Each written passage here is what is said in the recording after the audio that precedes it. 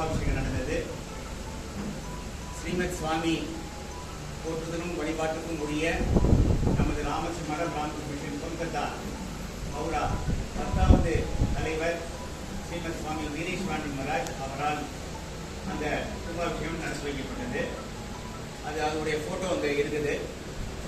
அதை அவரை வரவேற்பதற்கு அப்பொழுது ரொம்ப ஃபேமஸாக இருந்த அட்வொகேட் ராகவன் அவர் வரவேற்கிறாரு.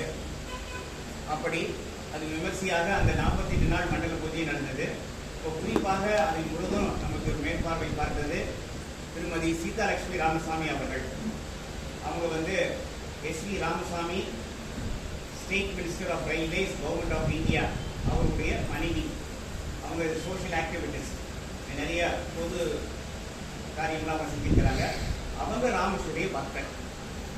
முதல்ல இந்த ஆசிரமத்தில் தான் அவங்க தொடர்பு ஏற்பட்டு அதற்கு பிறகுதான் அந்த பெரிய அவங்க சாரதா வித்யாலயா, சாரதா கல்லூரி, அங்கே இப்பொழுது ஒரு 17,000க்கு மேலே மாணவிகள் படிக்கிறாங்க. அது ஆரம்பிச்சதுன்னா பின்னால் முதல்ல இந்த ஆசிரமத்தில் தான் அவங்களுக்கு தொடர்பு ஏற்பட்டு ராமகிருஷ்ண அன்னை சாரதேவி நாங்கள் ஒரு தொடர்பு ஏற்பட்டு ஃபுல் சப்போர்ட்டு அவங்க இல்லை. 1968 அங்கே கல்லூரி இருந்தது. அப்போ நம்ம அப்பையும் 70 சுவாமிகள் வந்துருந்தாங்க. தங்க வச்சதுன்னா அங்கே தான் எல்லாம் தங்க வச்சு ஏற்பாடு பண்ணியிருந்தாங்க. இந்த நிகழ்ச்சியும் நம்ம இங்கே திருப்பணி நடக்க ஒரு நிர்பந்தம் ஏற்பட்டது. அதுக்காக தான் இப்போ நம்மளுடைய ராமகிருஷ்ண மடம் ராமகிருஷ்ண மிஷன் ட்ரெடிஷனில் இந்த 12 வருஷத்துக்கு ஒரு தடவை இருக்கக்கூடிய கும்பாபிஷேகம் இந்த ட்ரெடிஷன் நமக்கு கிடையாது. இங்கே இந்த ரெனோவேஷன், இந்த கோபுர ரெனோவேஷனுக்காக இந்த திருப்பணி நடந்து கொண்டிருக்கிறது. அதனால இந்த கும்பாபிஷேகம் நம்ம லோக்கல் ட்ரெடிஷன், தமிழ்நாடு ட்ரெடிஷன், அந்த நம்ம கோபுரத்தை எடுத்துட்டு திருப்பணி செஞ்சால் அது கட்டாயம் ஒரு கும்பாபிஷேகம் நடத்தணும். அதனால தான் நம்ம இந்த லோக்கல் ட்ரெடிஷன் படி இந்த கும்பாபிஷேகம் நம்ம நடத்துகிறோம். அது 29, 30 ஆகஸ்ட் முன்கூடிய இருக்கக்கூடிய யாகம் எல்லாம் நடக்குது. 31ஆம் தேதி முக்கியமான நிகழ்ச்சி கும்பாபிஷேகம் நடக்க இருக்கிறது. சுமார் 9 மணியிலிருந்து 10:45 நிறைவு பெறும். சிறப்பாக நடைபெற இருக்கிறது.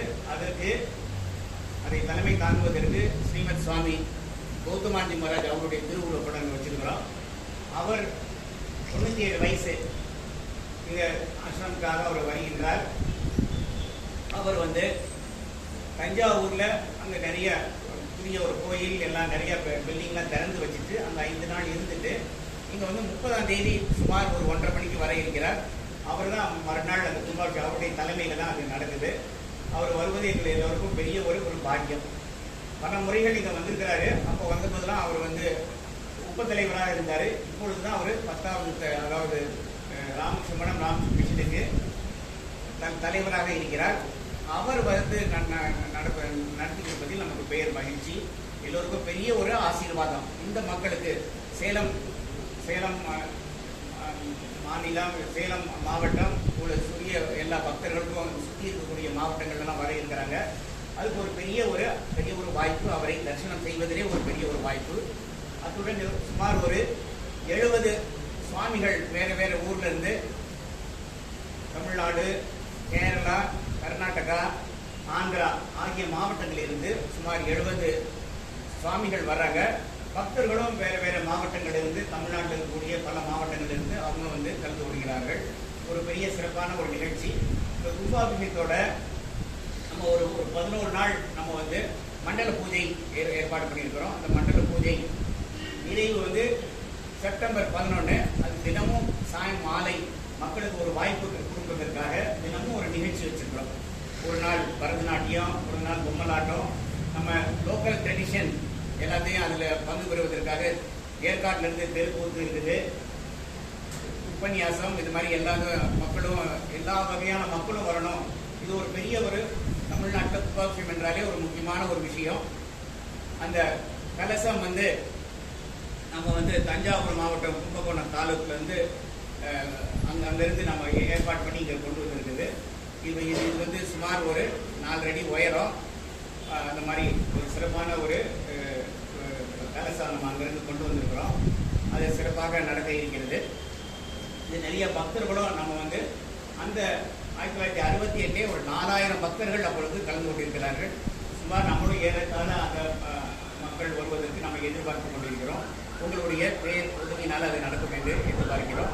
திரு இன்ஜினியர் சந்திரசேகர் நம்முடைய நிர்வாக குழு இருக்கிறாரு. திரு விவேக் முழு தொண்டர்கள் முழுவதும் அதுக்கெல்லாம் தலைவராக இருந்து எல்லாத்தையும் முழுவதும் அவர் நடத்தி வைக்க இருக்கிறார்.